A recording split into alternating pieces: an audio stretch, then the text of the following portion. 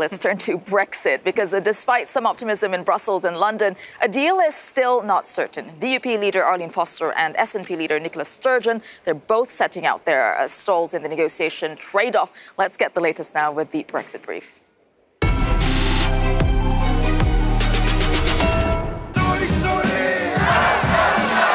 Keeping the dream alive. Just days after tens of thousands took to the streets of Edinburgh to show support for Scottish independence, Nicola Sturgeon takes to the stage of the Scottish National Party conference in Glasgow. Going into the conference, the SNP leader once again raised the prospect of independence, contrasting it with political deadlock in Westminster. Meanwhile, the leader of Northern Ireland's Democratic Unionist Party is in Brussels this week for 3 days of Brexit talks. Arlene Foster is meeting with Michel Barnier and representatives of EU member states. There's hope of a compromise on the Irish border. A breakthrough there would clear one of the last obstacles to a Brexit deal. Back in London, a boost for Theresa May. The percentage of Brits who have confidence in Theresa May's ability to get the right Brexit deal is up by 22% from last month and since her speech at the Tory conference. That's according to a poll by ORB International. Although a slim majority still thinks she won't deliver. The British public is perhaps hoping that May's famed fancy footwork can clinch a Brexit deal. Darren, you've been doing the rounds here in Brussels. I mean, should we be optimistic? What's going on?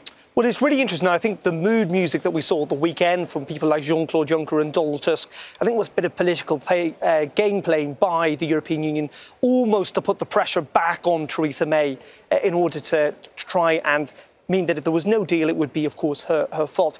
I think interesting today we saw the DUP leader, Arlene Foster, here in this Parliament, where she gave a press conference and reiterated her red line, as she put it, that there should be no border in the Irish Sea, separating Great Britain from Northern Ireland. Her point is that she does not want to see any extra checks. Now, there had been a thought process that we're going to see an alternative plan on this issue of the Irish border from the British government in the next couple of days. There are now rumours that that might not happen because ultimately the DUP, bizarrely, even though they only represent 30% of the people in Northern Ireland, even though Northern Ireland as a whole voted to remain inside the EU, if they do not like this deal, they have got the votes in the British House of Commons to essentially dump any deal that Theresa May signs with Michel Barnier, and that's why they matter.